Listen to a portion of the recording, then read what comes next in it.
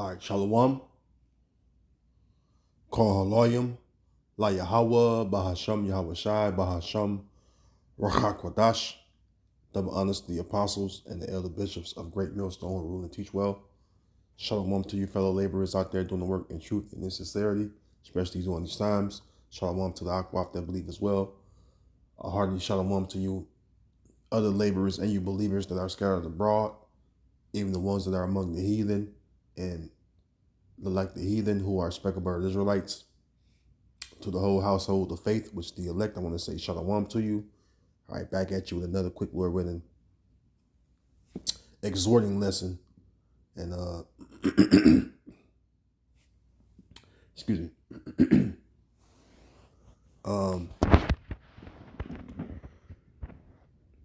I'm not sure I'm going to title it as as usual. Sometimes I have names for the video, but Lord willing, I'll find one at the end. All right.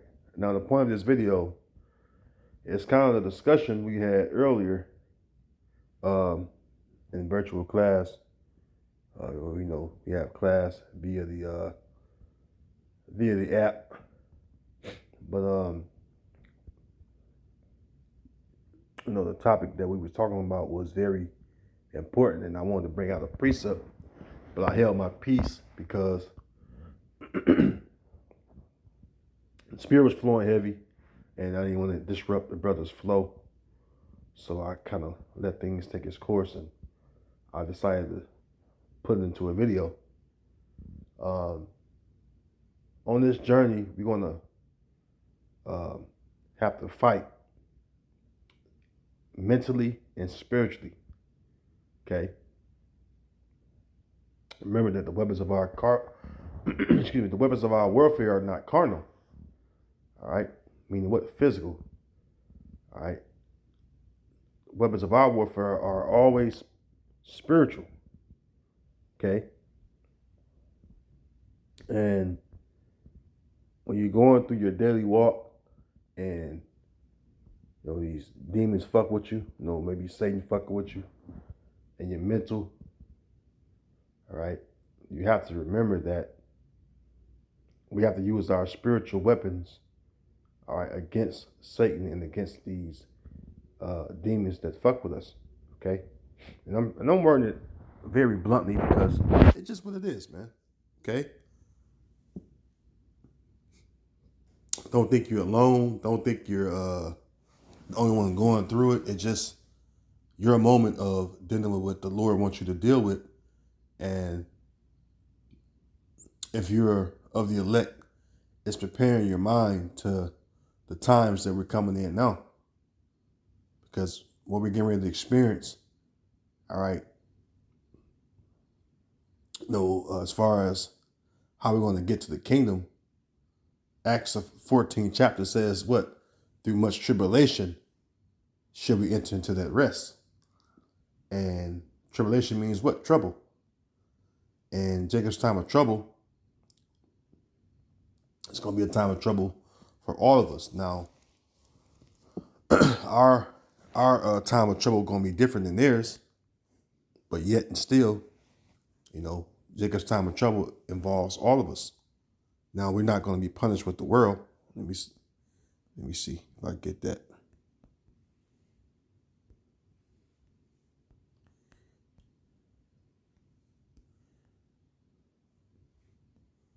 Let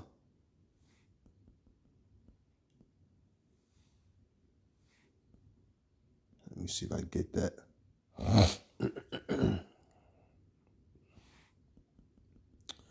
Perish with this world. I might be wording it a little differently.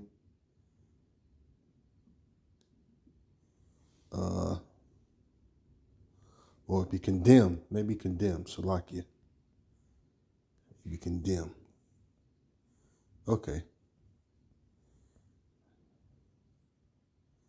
All right.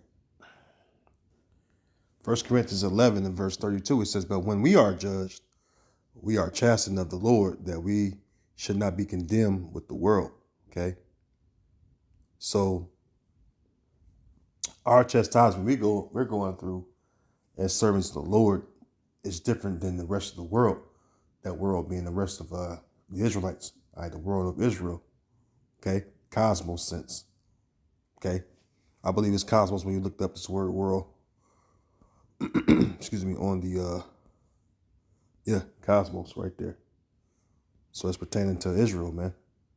All right, 2/3 going to be cut off and down inside, and we're not going to be punished like them. If we're of the elect, we're those elect men. All right, men, women, and children. You know, because you got the 144,000 men, and then you have the other men and women, children that make up the rest of the 1/3 or remnant. You know, if we're those Israelite, and Lord willing, we are those Israelites. All right, we're not going to be punished like the rest of our people are going to be punished, like the 2/3 going to be punished, man. All right, and you have to know that and understand that. But we yet have our fiery trial to go down. Okay. So 1 Corinthians 10:13, there hath no temptation taken you, but such as is coming to man. But the Most High is faithful, right? So, let me pause right there. The temptation we're going to go through is the same temptation, all right, that each man has to face on this journey. And they can come in various forms, all right? Because each man is different, all right? Each man, all right, each servant of the Lord is different as far as individually. And the Lord knows the things that can hinder us. The Lord knows the things that we have a care for, excuse me, within our personal lives. And the Lord can very well use those things to test us, to prove us. Okay? And we all go through it, man. It says, but the Heavenly Father is faithful, who will not suffer you to be tempted above that ye are able, but will with the temptation also make a way to escape, that you be able to bear it. See? So the Lord is going to ultimately let you go through, all right, these fiery moments on or these fiery trials that we all have to go down.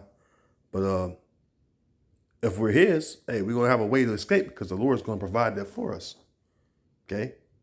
So when you're going through your daily walk and you catching hell, demons fucking with you, you got to keep in mind that it's only temporary.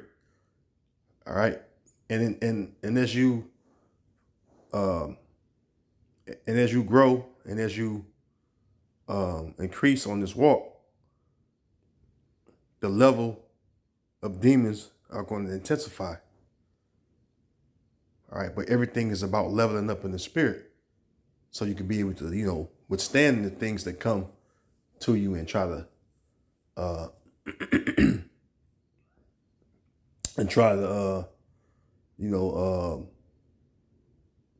the spiritual fortitude, if you will, all right, that you have. Okay, we're going to be tried, man. Just simply put, man. All right. That's why I said in Sirach 2, my son, if thou will come and serve the Lord, prepare thy soul for temptation. And you have to really take that into consideration of what that really means. Okay? Because we all have to prove ourselves. And while you're going through it, don't hang your heads so fucking low. Why? Because matter of fact, let me read in the scripture. You don't hang your head low when you're going through it, man. Why? Because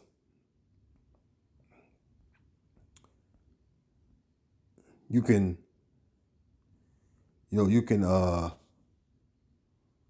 cause yourself to be afflicted in the spirit more than more than was intended, because we, like the apostles and the bishops and the elders always say, we are our worst enemy in this truth. All right, each individual, we are our worst enemy in this truth, man. We are our own enemies, man. A lot of the shit we go through, we brought or we bring it upon ourselves, man. All right, this is Sirach 30 and verse 21. It says, Give not over thy mind to heaviness, and afflict not thine own soul.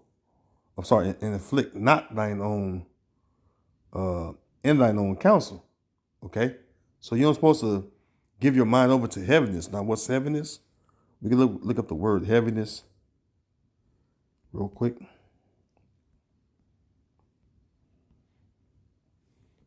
The word heaviness, it says having much weight, important, grave, oppressive, slow, dull, containing, shalaki.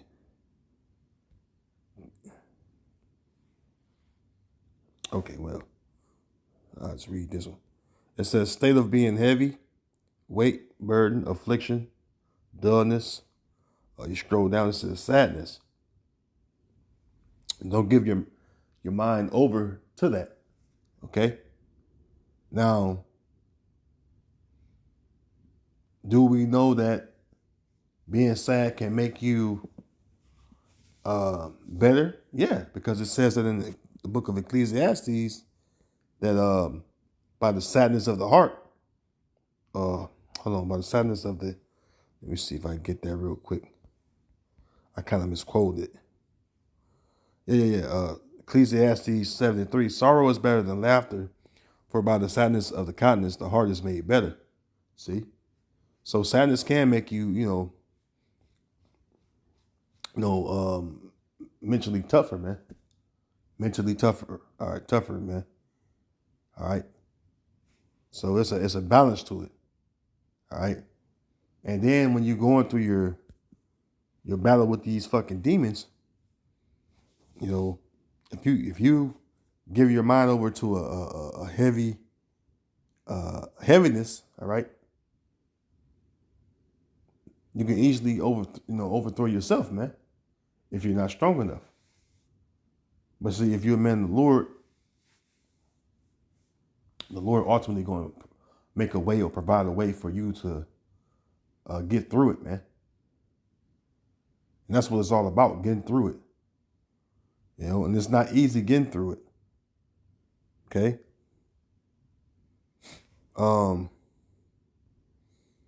Let's jump down to 22.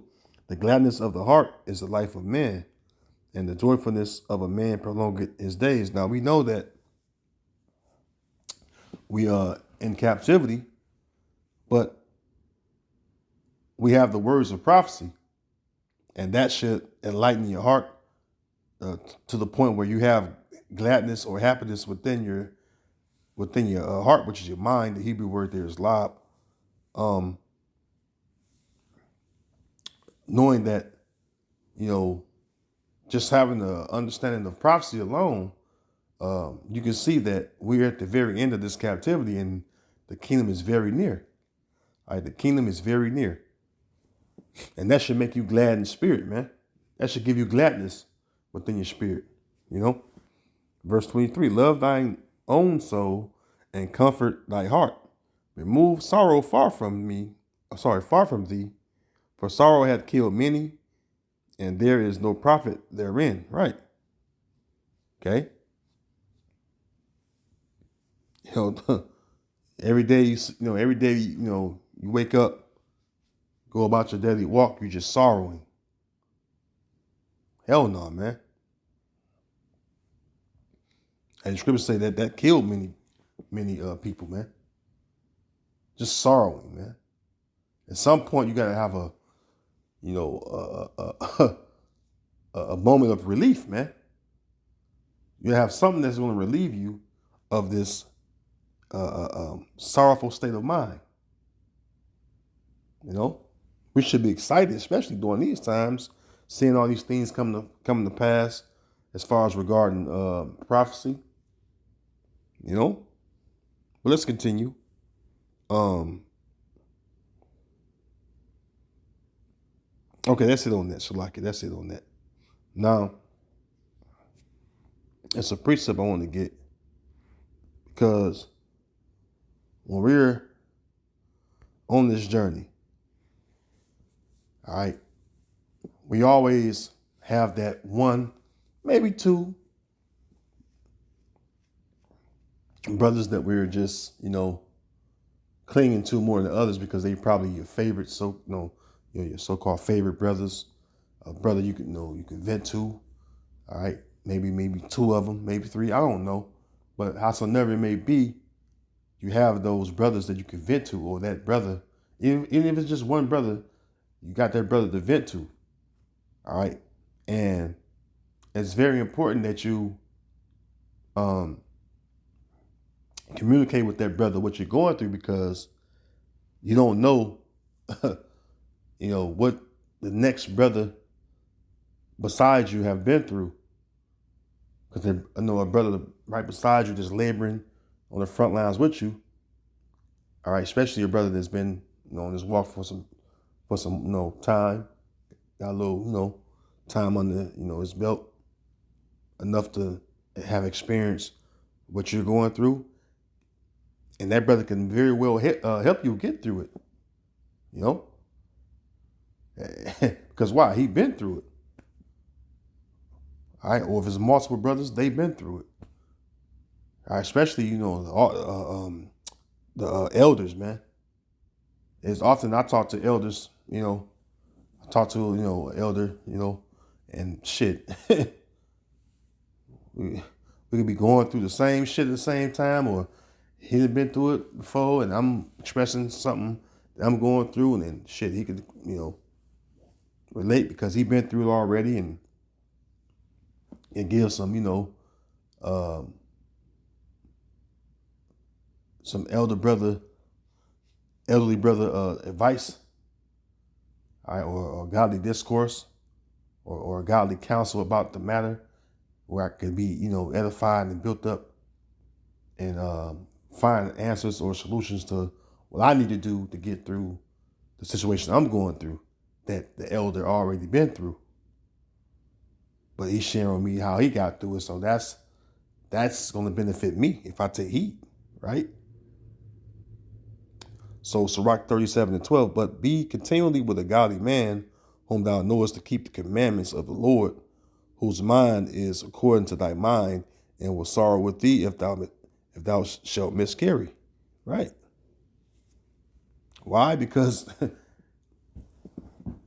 like I said, that brother or brothers could very well know and understand, and can help you get through your situation.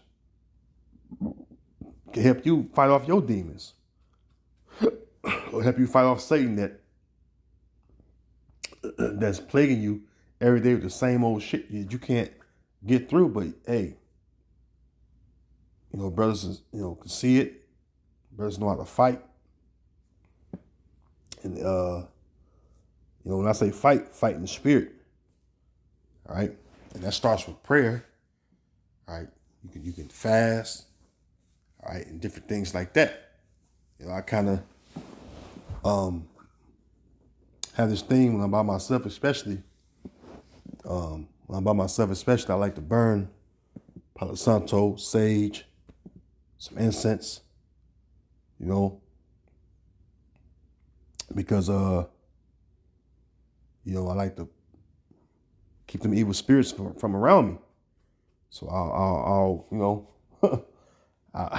I find myself at times like, and this could be like a daily thing, in case in some cases where I could be walking through the house, blessing the house.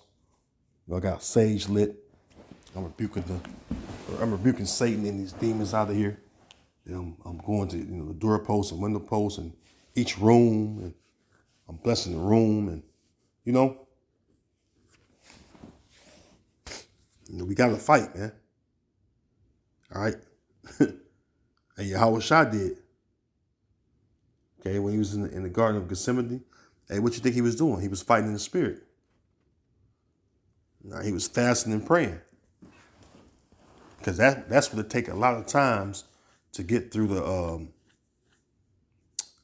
through that spiritual slump that you're going through. This is Matthew 17. I'm going to close. And you can see from the subheading, On the NLT side, it says Yahweh Shai heals a demon-possessed boy. It says, and when they were come to the multitude, there came to him a certain man kneeling down to him and saying, Lord, have mercy on my son, for he is a lunatic and sore vexed. For oft times he falleth into the fire and off into the water.